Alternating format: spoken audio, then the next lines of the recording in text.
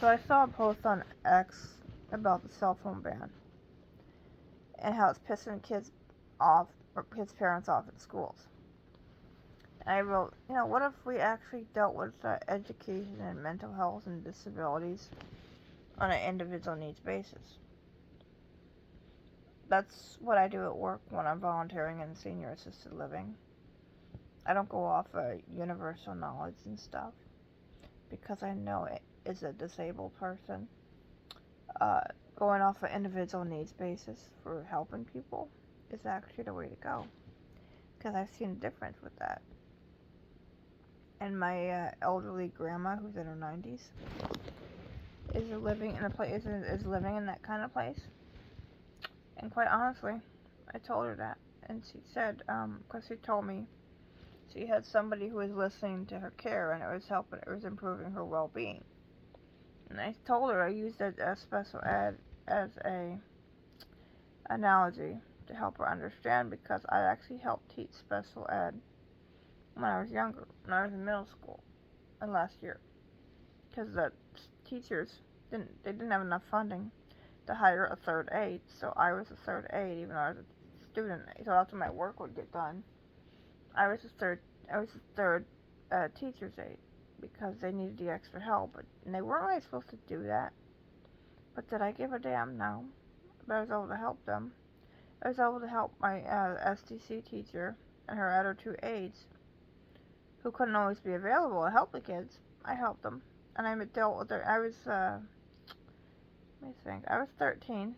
No, I was 13, 14. I was 13 and 14. And this was my second year of 8th grade. Cause I actually had to be held back because the first middle school I was at for 3 years, they didn't have an autism program like my second middle school did. And that's actually that program gave me a good foundation for high school academically and socially, where I was able to graduate in the top 50% of high school.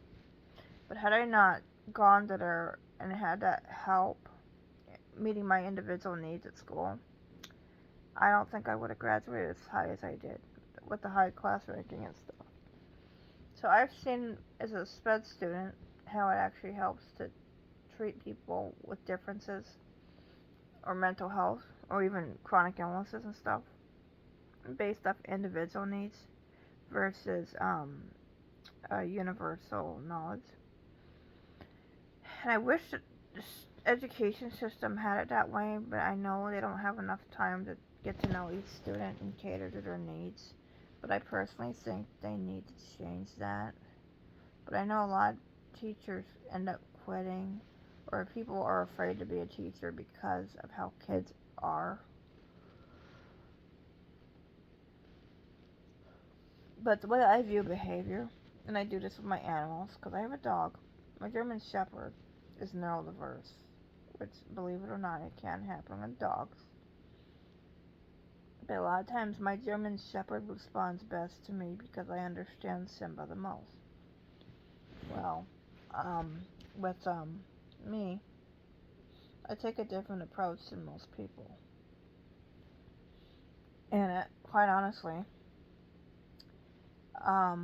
if mental health was dealt with along with education and disability support, was dealt with on individual needs, you wouldn't have all these school shootings and stuff. But a lot of problem is behavior is communication, and a lot of people do not validate that. So when I deal with my dog, I could see it.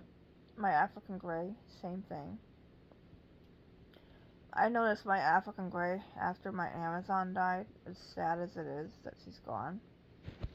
My African Grey's behavior actually improved. He actually was frustrated with all the extra care and attention I had to give my Amazon because she was special needs, especially the last 6 years of her life.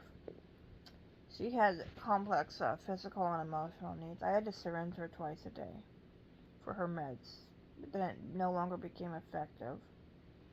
And then and she also had a lot of, her being sick, and I don't know what, I know animals can sense death differently and sometimes on a deeper level than us.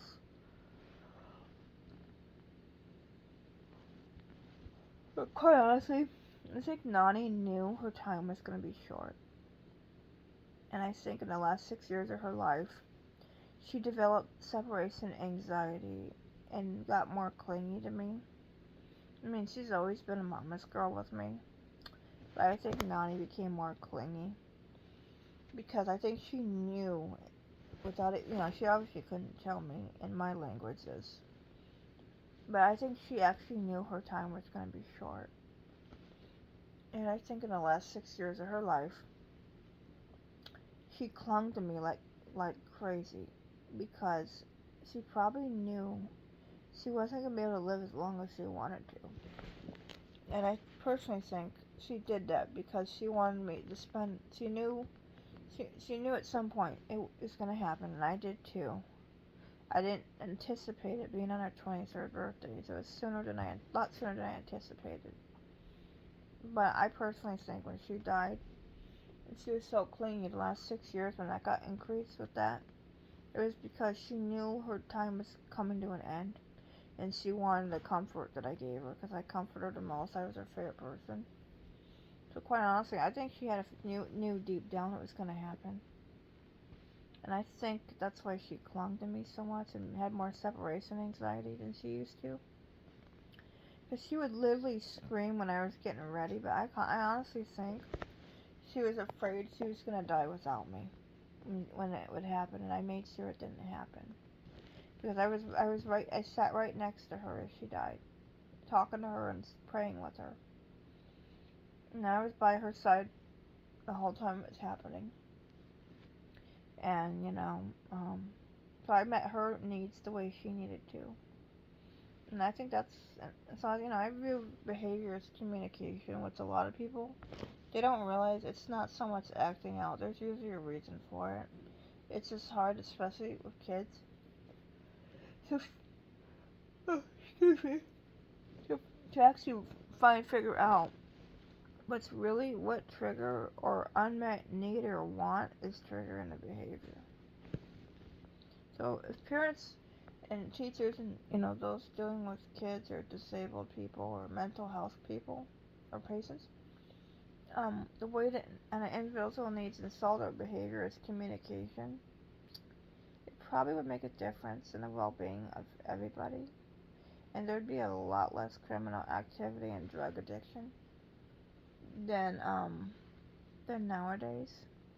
But I really think a lot of behavior concerns isn't so much acting out, but it's more of needs not being met. So a lot of kids act out for attention and stuff. So it's more to do with unmet wants and needs, both physically or mentally, than I think it would be for actually acting out. So it's like maybe if everybody saw it that way, maybe the world would be a better place. And I'm somebody who's crazy enough to change the world if I could, or at least contribute to it. Anyways, I'm gonna go make me a cup of coffee and get Dudley for his morning cuddles. So I'll see you a sec.